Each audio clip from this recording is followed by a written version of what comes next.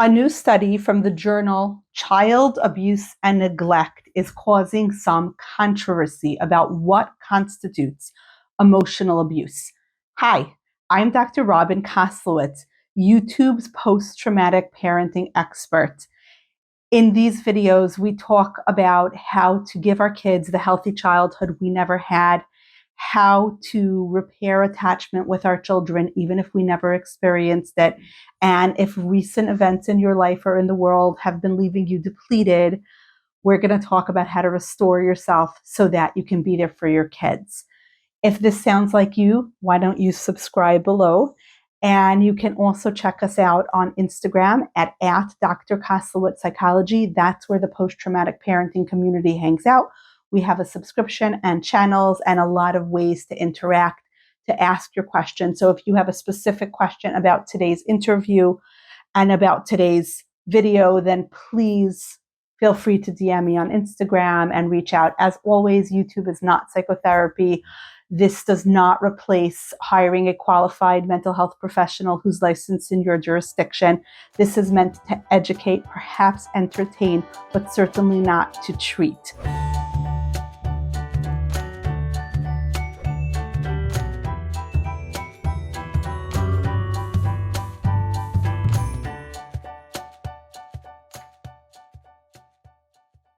So today we're talking about a new research study that came out from the journal Child Abuse and Neglect about a lack of definition for child verbal abuse, for emotional abuse, and how that is problematic.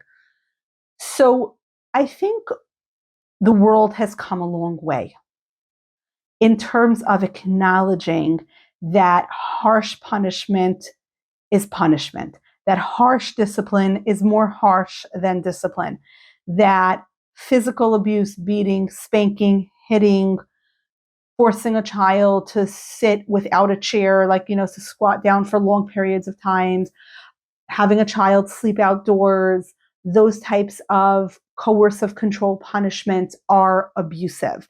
I think the world has also come to a place of understanding that exploiting children, neglecting children, that these things are red lines that any thinking, caring parent does not want to cross. But let's talk about post-traumatic parents and how we relate to other forms of abuse, because these other forms of abuse are very subtle and very confusing. I think it's very easy to create a red line and say, I will never strike my child. I will never make my child sleep outdoors. I will never cause my child to bleed. I will never neglect my child and not take them for medical care, or not send them to school, or ignore an illness, or not teach them how to read. I think that those are red lines. And so many post-traumatic parents come to post-traumatic parenting and say this exact thing: I know what not to do. The things my parents did to me, those are the things I will never do. But I don't know what to yes do. I don't know what to actually do, right? And where it becomes confusing is in the realm of emotional abuse. And I think there's a lot of reasons for this. One of the reasons is I think we mental health professionals have a little bit made the mistake of thinking that, well, it's just words, right? So that if you have a parent who gets very angry and who is very harsh and even borderline cruel with their child, and they go down from hitting to yelling, this is progress, this is a good thing, right? So I think a lot of guidelines on child abuse sort of are looking at yelling as a step up from hitting. Maybe that, and then we can eventually teach a parent to not yell and not criticize and shame and denigrate and harshly humiliate their child, but it's a step and it's a process. The problem is when child abuse guidelines are written, when a CPS, Child Protective Services worker, goes into a home and they have a checklist of things to look for, and they're looking for hallmarks of neglect, like does the child seem well fed? Does the home seem cared for? Is there mold on the walls? Is there no food in the fridge, right? They're looking for hallmarks of abuse. Are there bruises? Does the child seem afraid of the parent? Does the child flinch around adults? right? They're looking for those hallmarks. But on their questionnaires, are there questions about shaming, denigrating, humiliating, giving a child age inappropriate, child development inappropriate responsibilities, shaming a child in front of their peers, saying really harsh and cruel things to a child consistently, calling a child a loser, a waste of space, a waste of air daily. I was speaking to a post-traumatic parent who said I could quote her. Her mother said she wished she had never been born. And she didn't just say this once or twice. She said it all the time. Like this was a daily thing that this post-traumatic parent heard. And her concern was that one of the problems of growing up with a parent who's so critical and so harsh and so shaming is you don't know, they never taught you how to be angry. You don't know, you have never had modeled to you how a responsive, attuned, kind adult handles anger, because we all get angry sometimes, right? We all reach our limits. We all hit the place where our bandwidth is just too low. We all hit those moments where we snap, where we're pressured, where there's too much going on. We're late for the bus and the kid is still reading Harry Potter, where the child speaks back disrespectfully. The child had a chore to do and they're refusing to do it, right? The kids who refuse to leave the playground. We all have those moments where we're really stressed and the kids are really annoying. And a child is being what a child is supposed to be, which is self-centered and not really thinking about the implications of what they're doing on other people. And we get angry. That's totally normal. It is okay as a parent to get angry at our children. But how do we handle that anger? What do we do with that anger? What do we do when we want to tell our child, I'm really not happy with your behavior right now. This behavior absolutely must stop, and I love you. How do we communicate that?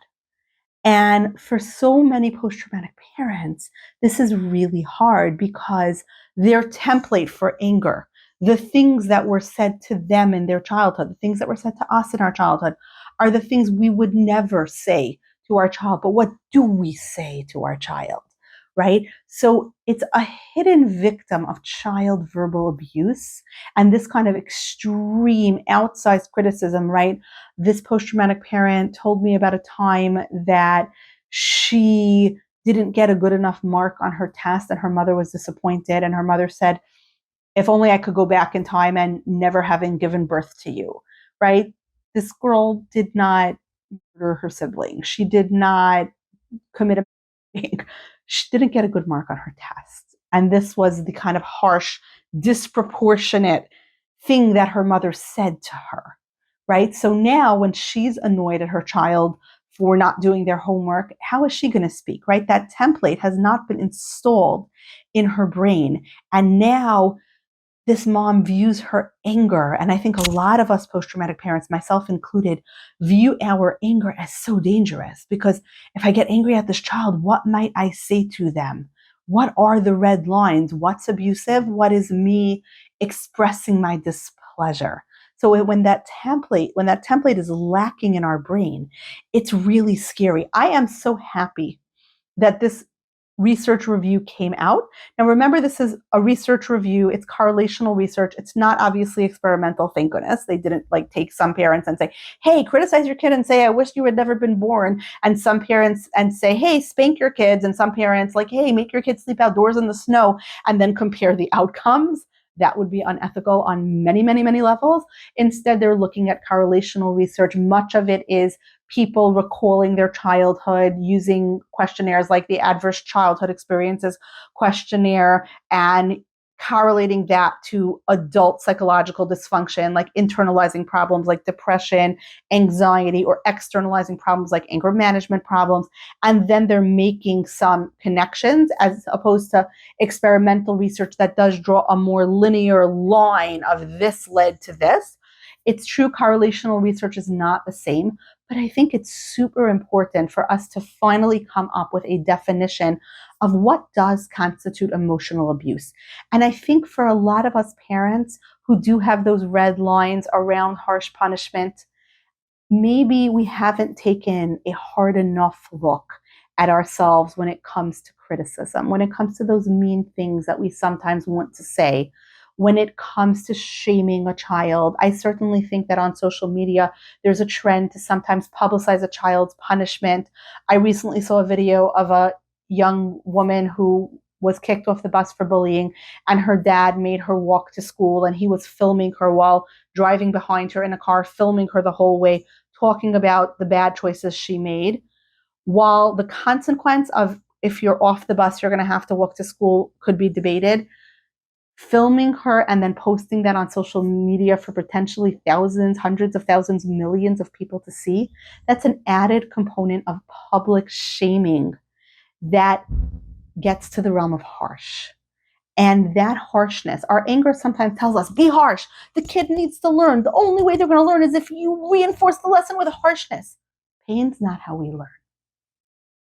We perhaps sometimes learn from our painful experiences, it's true, but the best way to learn is from a situation of attunement, attachment, connection, maybe having a post-mortem of, you made a poor choice there, let's talk about it. What could you have done instead? That's how kids learn.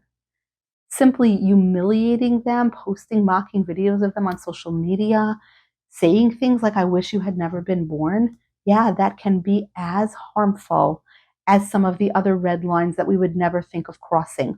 While this study has been promoted on social media as if anytime a mom snaps at her kid, that slight annoyance of like, come on, we're late, let's go, move it, as though that is somehow abuse. I think what happens is a study comes out and we read it and we respond to it, and sometimes the response becomes more and more and more extreme, especially as it's shared on social media more and more.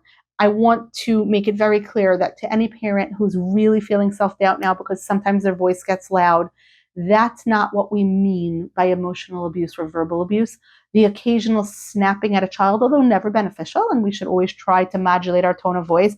And I know that as our anxiety rises and as our pressure rises, I mean, as the school bus gets closer and the sock is still not getting on, our voice tends to get louder, or at least I'll say it, my voice tends to get louder. I am a reactive person by nature. I can sometimes snap. That, and I want to work on that. I certainly want to empty my stress levels as much as possible so that when I am in that stressful situation with my kids, I don't get to the point of snapping. But that occasional snapping at a child is not what this study means. This study is prolonged periods of yelling, yelling at a kid for 15 minutes about what a worthless piece of garbage they are and how they never should have been born, harsh criticism, harsh punishment, shaming, making a child listen to a litany of their misdeeds in front of the whole family, where clearly the intent is to punish by means of emotional manipulation, by means of words. I think that's what we mean by verbal abuse. The occasional parent who loses control and yells in a moment of stress, we need to repair for that. We need to say, I'm sorry, I shouldn't have yelled. My emotions got too big and I should have regulated myself. We need to make a plan for that not to happen in the future. That's not what the study is talking about. So for people who are conflating the occasional parent snapping at a child with what the study is talking about, let's make it very clear. Let's also make it very clear that this is correlational research. Correlation is not causation. And let's also make it very clear that we need to do some deep thinking about the words we say to our kids and the kind of damage those words can confer. I think the minute we give a child a derogatory label like loser, space cadet, weirdo, anything along those lines, would you allow your child's teacher to talk to them that way? Would you allow a friend who comes over for a play date to talk to your kid that way? Hopefully you'd feel uncomfortable about that. In the same way, we have to think hard about the way we speak to our kids, especially when we're stressed out. And I think we need to understand that harsh speech is not the same thing as educating a child and getting them to take responsibility. We can educate a child and get them to take responsibility by discussing with them calmly what they should have done, what they could have done, what they'll do next time, saying, I see you. I get that if you did this, you had a reason, you were feeling stressed out, there was something behind it. If my kid with the story of the young woman who had to walk to school because she bullied someone on the bus. What happened that you bullied someone? Why did you make that choice? Let's talk about it, right? That's the way we educate a child. Humiliating them, that's not educational. The only thing that educates a child in is that I cannot trust my attachment figures. And that's not a lesson I would ever want to teach my child. If you like this content, please subscribe below. Remember, you can find the post-traumatic parenting community on Instagram at Dr. Kozlowitz Psychology. You can also find longer form content on the Post-Traumatic Parenting podcast, available wherever you get your podcasts. And please check out the Targeted Parenting blog on Psychology Today. There's so many ways to connect and to ask your questions and to discuss. And I appreciate everybody's support of the forthcoming book, Post-Traumatic Parenting, which will be out next year. I hope that you enjoyed this. And if you have any questions, please feel free to comment below and make sure to save, share, follow, like, and subscribe. Bye-bye till next time.